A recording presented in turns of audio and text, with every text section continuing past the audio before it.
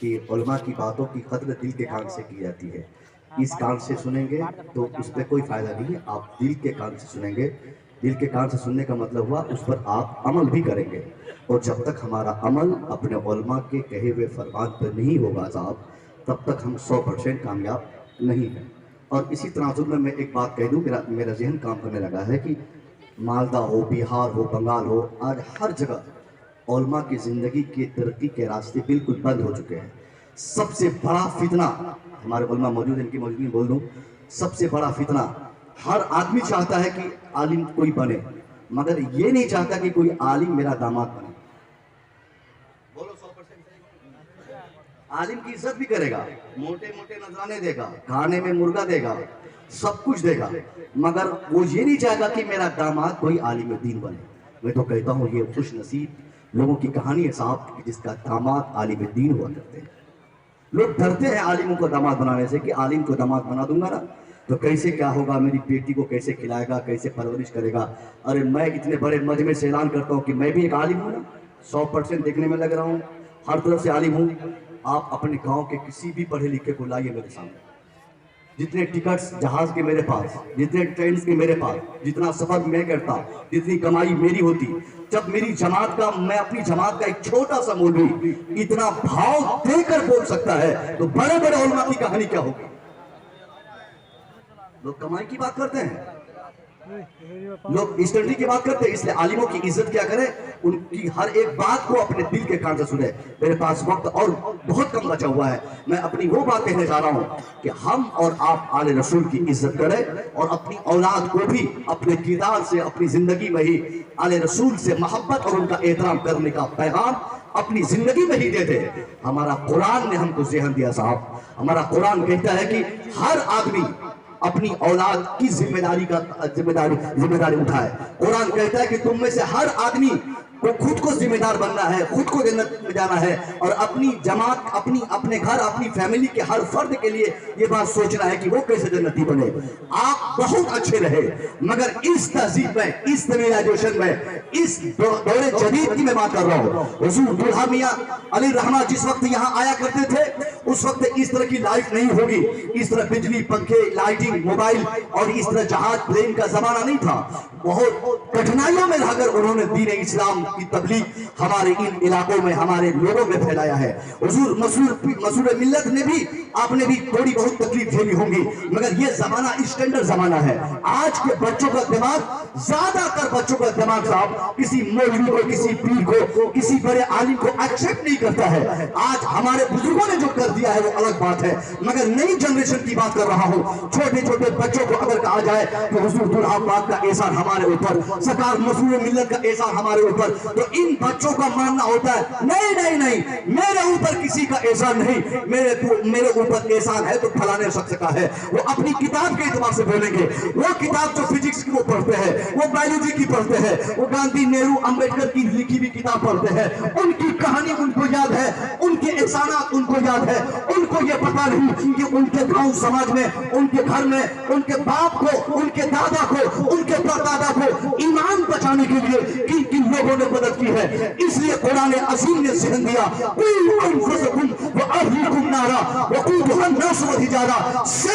yourself and your family's member from the fire which fueled its bank and stone। Quran कहता है ए मुसलमानों, अगर तुम अच्छे हो तो क्या हुआ, तुम जन्नती हो तो क्या हुआ, तुम नमाजी हो तो क्या हुआ, तुम इबादत गुजार हो तो क्या हुआ, तुम बढ़िया हो तो क्या हुआ, तुम बेहतर काम करते हो तो क्या हुआ। अगर तेरी औलाद और तेरे रास्ते पे नहीं है तो तुम नाकाम है। अब तेरे लिए बेहतर यह है कि तुम भी जहन्नम की भड़कती हुई आग से बचो और अपनी आने वाली नस्लों को भी जहन्नम की आग से बचाने की कोशिश करो। अपने छोटे छोटे बच्चों को भी इस्लामिक माहौल देने की कोशिश करो। घर का वो जिम्मेदार व्यक्ति कामयाब नहीं जो सिर्फ वही नमाज पढ़े, उनकी औलाद ना पढ़े, उनकी बेटी ना पढ़े, उनका बेटा ना पढ़े, उनके पोते ना पढ़े, सिर्फ वही सच बोले और बेटा सिगरेट पीता रहे, सिर्फ वही कुरान पढ़े, बेटा गाना गाता रहे, सिर्फ वही इबादत करे, उनकी औलाद इबादत ना कर सके। मैं आपसे अर्ज करना चाहूंगा, अगर आप गार्जियन है, आप दादे की सूरत में है, आपका दिमाग काम कर रहा है, सरकार दूल्हा पिया का एहसान को आपने याद रखा है, सरकार मसूर मिल्लत का एहसान अगर आपको याद है, तो अपनी आने वाली नस्लों के बुद्धि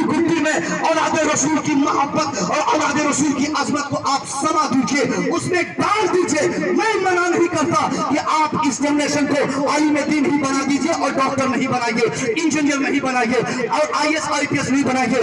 अल्लाह करे मुसलमान का एक एक बच्चा डॉक्टर बन जाए, मुसलमान का एक एक बच्चा इंजीनियर बन जाए, मुसलमान का एक एक बच्चा IPS ऑफिसर बन जाए, मुसलमान का एक एक बच्चा PM और कलेक्टर बन जाए अपने अपने क्षेत्र और अपने अपने इलाके का। मगर मैं कहना चाहूंगा उस वक्त हमारा बेटा एक नाकाम DM बनेगा। अगर वो DM भी हो और बेईमान हो तो वो नाकाम DM है, अगर वो SP है और झूठ बोलता है तो नाकाम है, अगर वो इंजीनियर है शैतानी करता है तो नाकाम है। इससे पहले कि हमारा बच्चा आने वाले वक्त का DM बने, उससे पहले उसको खादिमे बारगाहे आले रसूल बना दिया जाए। हमारा अपने बच्चों को हमारी जिम्मेदारी इतनी है कि अल्लाह की अज़मत समझा दे, मसूरे मिल्लत की अज़मत समझा दे, मौला अली की अज़मत समझा दे, गौसे पाक की जिंदगी समझा दे, अबू बकर निज़ामुद्दीन औलिया की जिंदगी और हालात से उनको अवगत करा दे। आने वाले वक्त में हमारा बच्चा DM SP कलेक्टर बाद में बनेगा, समाज का अच्छा सच्चा इंसान पहले बन जाएगा। बच्चों को पढ़ाने के साथ साथ बुजुर्गों की बात बतानी पड़ती है, बुजुर्गों के आदाब बताने पड़ते हैं। एक बात ज़हन पे आ रही है, सरकार महबूब इलाही का नाम अभी ज़हन पे आया, मैं अपनी बहनों से गुजारिश करूंगा कि आप भी सुनो। सरकार महबूब इलाही खानदान चिश्त का बड़ा बुजुर्ग महबूब इलाही, जिस खानदान का दामन आप पकड़े हैं ना, पहले के बुजुर्ग निज़ामुद्दीन औलिया महबूब इलाही का, सुभान अल्लाह। खानदान चिश्त की बात हो रही है और अहले बैत से खामोश है। अरे बोलिए ना सुभान अल्लाह। सरकार महबूब इलाही के जमाने में एक मरतबा हुआ क्या, बहुत शादी आ गई दिल्ली में, बारिश नहीं हो रही थी। अब जब बारिश नहीं होगी तो साहब आदमी डॉक्टर के पास तो नहीं जाएगा ना, बारिश लाने के लिए अल्लाह की बारगाह में आना पड़ता है। मुसलमान चले गए, एक मैदान को सिलेक्ट किया, सब लोग नमाज इस्तिस्का के लिए चले गए और भी दिगर मजहब के मानने वाले अपने अपने मजहब के मुताबिक अपना अपना काम करना शुरू किए। कोई गिरजा घर जा गए, कोई मंदिरों में जाके अपने हिसाब से अपने खुदाओं को उन लोगों ने मनाने की कोशिश की। मुसलमान गए, एक ईदगाह में खड़े होकर लोगों ने नमाजें पढ़ी, घंटों तक दुआएं की, ए अल्लाह बारिश रहमत फरमा, ए अल्लाह बारिश रहमत फरमा, ए अल्लाह दिल्ली को बचा ले, ए अल्लाह जानवरों को मरने से बचा ले, इंसानों को परेशानियों से बचा ले। मुसलमान कई घंटे तक नमाज इस्तिस्का अदा करके रो अल्लाह से बारिश रहमत का मुतालबा वहां पे किया। उसी मजलिस में सरकार महबूब इलाही भी है, आपने भी नमाजें पढ़ी। ऐसा नहीं है कि आप वहां नहीं थे, आपने भी नमाजें पढ़ी, आपने भी दुआएं की, मगर घंटों की मेहनत बेकार हो गई, नमाज बेकार हो गई, सजदे बेकार हो गए। नमाज पढ़े रहे मुसलमान, दुआ कर रहे हैं, मगर बारिश नहीं हो रही है। सरकार महबूब इलाही समझ गए, मुसलमानों को छोड़कर वो घर में अकेले आ गए, अपनी वालदा मोहतरमा के हुजरे में दाखिल हुए, अपनी माँ के दुपट्टे को उठाया, चले गए आप जमुना नदी के किनारे और वहां जाकर अपनी माँ के दुपट्टे को लहराकर अल्लाह की बारगाह में मुतालबा किया। या अल्लाह, हम जानते हैं यहाँ के तमाम मुसलमान घंटों तक ईदगाह में नमाजें पढ़े, इबादत किए, सजदे पे सजदे किए, बारिश का मुतालबा किए, लेकिन हमारी तमाम नमाजों को तूने हमारे चेहरे पे मार दिया, हमारे सजदे को कबूल नहीं फरमाया। मगर अल्लाह, अब ये आखिरी चांस है, ये दुपट्टा तू जानता है, उस खातून का दुपट्टा है जिस खातून को जिंदगी भर में किसी के महरम ने नहीं देखा था, जिनका एक बाल तक किसी का नहीं देखा था। ए मेरे पाक परवरदिगार, हमारी नमाज ही ना सही, कम से कम उस मुहस्सब खातून के पर्दे और हया के सदके में बारिश रहमत फरमा दे। बताती है, दिल्ली की सरजमीन पर मुसलमानों ने घंटों नमाजें अदा की, घंटों सजदे किए, मगर अल्लाह ने वहां पर नमाज के बदले में नहीं, बल्कि सरकार महबूब इलाही की माँ के हया के सदके में बारिश रहमत फरमा। नारे तकबीर, नारे तकबीर, नारे रिसालत, नारे रिसालत, हुजूरुल्लाह मियां का दामन, हुजूर मसरूम मियां का दामन, नारे तकबीर, नारे रिसालत। जब नमाज काम नहीं आती है ना, तो हमारी माँ के दुपट्टे काम आती है। अरे बोलो ना सुभान अल्लाह। कौन सी माँ के दुपट्टे? उस माँ के दुपट्टे काम नहीं आएंगे जो माँ घर से निकाब पहन के जाए और ट्रेन में जाके निकाब चेंज करके अपने दूसरे ड्रेस में वो दिख जाए। वो माँ की बात हो रही है जो माँ मामूली नहीं, सरकार महबूब इलाही की माँ, जिस गोद में महबूब इलाही बनाया था, उस माँ के दुपट्टे की बात हो रही है। आज भी अगर माँ चाहती है कि मेरा बेटा महबूब इलाही का गुलाम बन जाए, तो जरूरी होगा कि उस माँ को भी महबूब इलाही का माँ बनना होगा। आज भी अगर माँ चाहती है कि मेरा बेटा गुलाम गौस बन जाए, तो इसके लिए अपने बेटे को महंगे और कीमती स्कूल और कॉलेज और मदरसों में पढ़ाने की हाजत नहीं है। इसके लिए जरूरी है कि उन माओ के लिए, वो माँ जब तक उम्मुल खैर फातिमा न बनेगी, उनका बेटा गुलाम गौस नहीं बनेगा। जब तक माँ खुद को किरदारे फातिमा पे अमल नहीं करेंगी, उनका बेटा गुलाम हुसैन नहीं बन सकता है। ये जिंदगी है साहब। बाल बच्चों के लिए सबसे पहली दरसगाह, हमारी औलाद के लिए सबसे पहली दरसगाह, हमारे बच्चों की सबसे बड़ी दरसगाह हमारी माओ की गोद है। हम जब तक बाइज़ेत गार्जियन इन चीजों को समझ नहीं लेते, तब तक हमारे बच्चे, हमारी औलाद उन पर अमल नहीं कर सकते। ये मजहब इस्लाम है। आज जो बेहयाई हो रही है, इन पर मैं बात करने लगा हूं। ये बताऊं कि मैं इन बेहयाई की वजह यह है कि हम गार्जियन सबसे पहले इनको समझे। हम जब तक समझेंगे नहीं, तब तक हमारे समाज और हमारे मुआशरे में इसकी इस्लाह की दूर तक उम्मीद नहीं है। हम लाख चिल्लाएंगे, फिर भी सरकार गुलाबिया की मोहब्बत हमारे बच्चों में नहीं आएंगी, जब तक हम अपने बच्चों को सरकार गुलाबिया की अजमतों को समझकर उस पर अमल करके अपने बच्चों को अमल की दावत नहीं दे देंगे। सुभान अल्लाह, सुभान अल्लाह। जलसों का खतीब आले रसूल की मोहब्बत नहीं समझाएगा, वो तो सिर्फ ऐलान करेगा। समझाना आपको अपने किरदार से है। बाइज़ेत बाप आपके लिए कंपल्सरी है कि आप औलाद रसूल से मोहब्बत का एक ऐसा तरीका आप अपने घर में निकालें और एक ऐसा किरदार पेश करें कि आपके आने वाली नस्लें देखकर तरस करे, वाह क्या जिंदगी थी मेरे दादा की, क्या जिंदगी थी मेरे अब्बा हुजूर की, जिन्होंने अपनी आंखों से दादा हुजूर दुल्हा को देखा था। और आप सिर्फ जलसों में कलीमी नारे हम लगा देंगे, हुजूर किबला के सामने अगर हम थोड़ी देर बोल देंगे हम कलीमी हैं, तो इससे नहीं होगा। हमारे किरदार से झलकना चाहिए कि हम एक नहीं, दो नहीं, हजारों के मजमे में कलीमी रहेगा। दुनिया का सारा इंसान 1 रुपये पे ईमान बेच सकता है, मगर सरकार गुलाबिया का मानने वाला, सरकार मसीह मिल्लत पर भरोसा रखने वाला, इस्लाम मजहब के आईने पर जिंदगी गुजारने वाला जो पक्का सच्चा मुसलमान होगा, हजारों लोग अलग होंगे, मगर हजारों लाखों के बीच में अकेला कलीमी अपने किरदार से साबित करेगा कि मैं कलीमी इंसान हूं।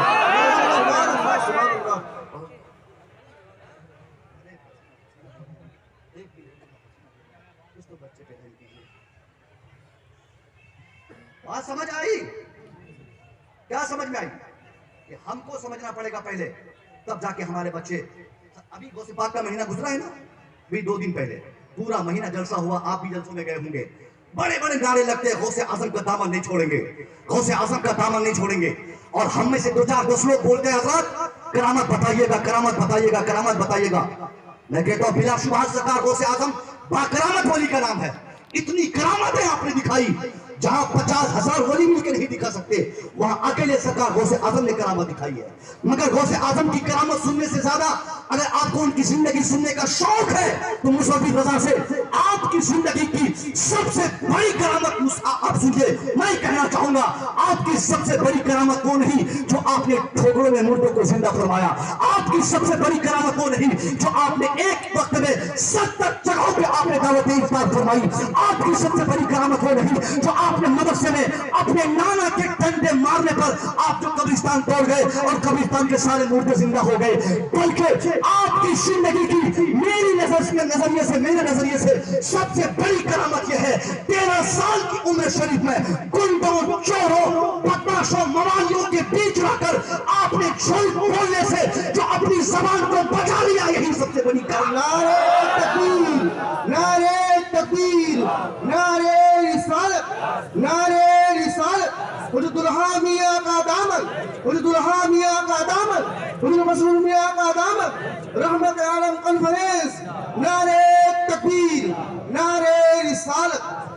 बात गौसे आजम की हो रही है, औलाद रसूल की हो रही है, सुनिएगा। यहां तो साहब बुढ़े का बुढ़ा झूठ बोल देता है मामूली से रुपये पे। सरकार गौसे आजम 13 साल की उम्र शरीफ में गुंडों के बीच में जो देख रहे हैं कि यहाँ पे माहौल सही नहीं है, एक आया डकैत कहता है क्या है लड़का तेरे पास क्या है? आपने कहानी सुनी होगी, कहानी सुनाना मेरा मकसद नहीं है। आपने कहा ये ले अशरफियां, 40 अशरफियां मेरे पास है। बड़ी हैरत हुई, पकड़ के लाया, ले गया उनको सरदार के पास। सरदार भी देख के हैरत में पड़ गया कि बच्चा इतना छोटा, ज़बान इतनी साफ क्यों है? बच्चा इतना छोटा सच कैसे बोल रहा है? बच्चा इतना छोटा हक कैसे बोल रहा है? सरदार गुंडों ने कहा, एक बच्चा, क्या तुझे मेरी तलवार से डर नहीं? मेरे पास भाले हैं, मेरे पास तलवार है, मेरे पास आधुनिक हथियार है। मैंने तेरे सामने तेरे दूसरे साथियों को अपनी तलवार दिखाकर उनके सारे सामान लूट लिए। तुम चाहते तो सच बोल देते, तेरी सारी अशरफियां बच जाती, मगर तुम झूठ क्यों नहीं बोले? क्यों तुम सब बोल दिए? क्या तुमको मेरी तलवार से डर नहीं, मेरे भाले से डर नहीं? गौसे आजम 13 साल की उम्र शरीफ में उन तमाम गुंडों की चमकती तलवार के साए में आपने जो अपने किरदार की रोशनी में जो एक तमाचा रसीद किया था, आपने कहा, एक गुंडो हाँ मैं देख रहा हूं, तेरे पास तलवार है, तेरे पास भाले है, तेरे पास हथियार है, मगर तेरी तलवार तुझे काम देगी, तेरे भाले पे तुझे काम देंगे। तेरे पास जो हो तुम रखो, मेरे पास कुछ नहीं तो क्या हुआ? मेरे पास मेरी मां से किया हुआ वादा और नसीहत। एक मां अगर अपनी औलाद से कहते कि बेटा एक एनी हाउ तुझे कभी झूठ नहीं बोलना है, और बच्चा उस बात को उस पे अमल कर ले, तो गुंडों की चमकती हुई तलवार के सामने भी वो झूठ नहीं बोलता है।